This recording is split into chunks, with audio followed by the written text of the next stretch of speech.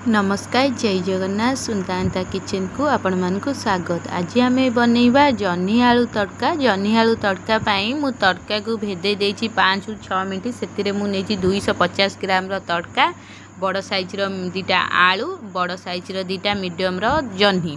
Gas on करके कढ़ई बसेबा, कढ़ई की भल भाव गरम करवा, से तेल देबा, तेल को भल भाव गरम करदेबा। तापर आम जह्नी आलू को पकेबा। जह्नी आलू को पकईके गैस को आम मीडियम हाई रे ही रखा, जमती जह्नी आलू आमर 70% कुक हम से टाइप ही आम आपको भल भाव भाजवा। तेल रे पकई साइला परे आम टिके से अल्प किछि लुण पकईदेबा। तो लुण टिके पकईदेले आमर जह्नी रू जो एक्स्ट्रा पानीटा थाए से पानीटा जल्दी मरी जाई थाए। तो से हिसाब रे आम से टिके पानी देकी भल भाव आपको कुक करवा।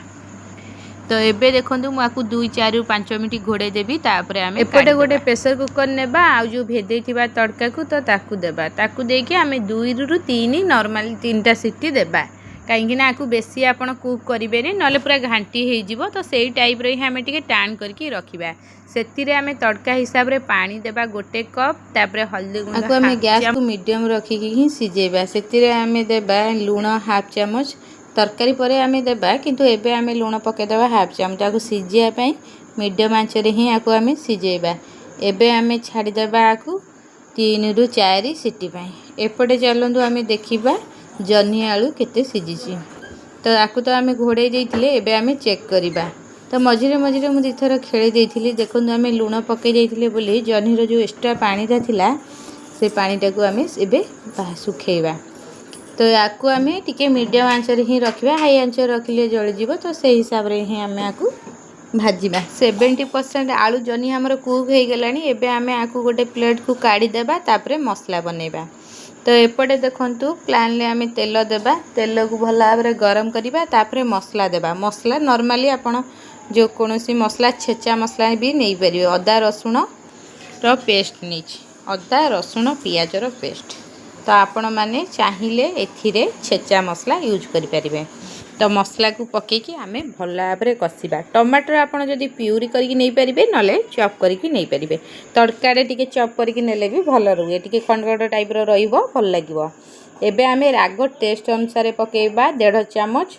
हल्दी गुंड पकईबा हाफ चामच। कहीं आगुआ आम हल्दी गुंड पकईले जिते आम तड़का सिझेइथिले, तो से हिसाब रे आम पकईबा।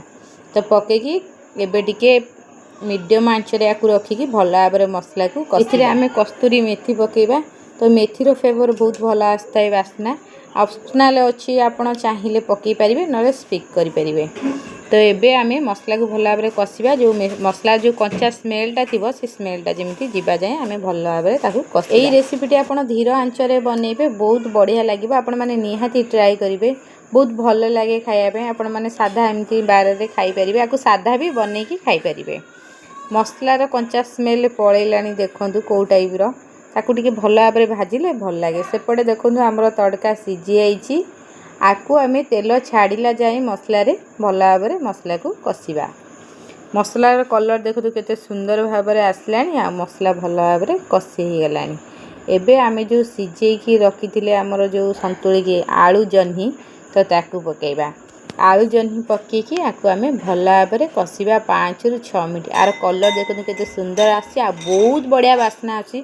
आपण मैंने निहाती ट्राए करेंगे, कमेंट करी कहे आपण मानक रेसिपी केमती लगला। आपड़ जदि नॉर्मली डालमा भी खाऊे कि अंडार तड़का भी खाई, जह्नीर तड़का केवे खाई नथिबे, आपण एमती बनातु बहुत बढ़िया लगे। एबे आम जो सिझेकी रखिले तड़का, तो ताकू देबा। कहीं मुझे 3 ରୁ 4 सीटी मारी। तापर घोड़ा आम जो एक्स्ट्रा जो गैसटा मुझे खोली देती। कहीं आपड़ जदि हुइसिल मारिकी रखिथे बेसी सीझीज तड़काटा भल लगे। यही टाइप टिके टाण टाण रही 70 ରୁ 80% सीझी तो भल लगे। कहीं बेसी कुक हो गले भल लगे। तो से हिसाब रे ही आप बनइबे। आपर आप चाहिए आपको खाली डालचीनी गुंड भी पकई पारे। तो मु जो बाटिला टाइम रे डालचीनी पकई एबे आउ डालचीनी पकईबानी। आपको एक्स्ट्रा पानी टिके आम जो सिझेइथिले देदेले, आउ किछि पानी देबानी। आपको यही टाइप रही बहुत बढ़िया लगे। बेसी पानी देकी बनइले भल लगे।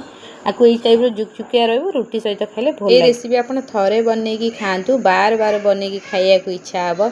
एबे देखु तरकारी आमर हो गलानी। एबे आमे आकु गोटे प्लेट को काटदेबा। आज एतिकी देखा गोटे new recipe. Thank you for watching. जय जगन्नाथ।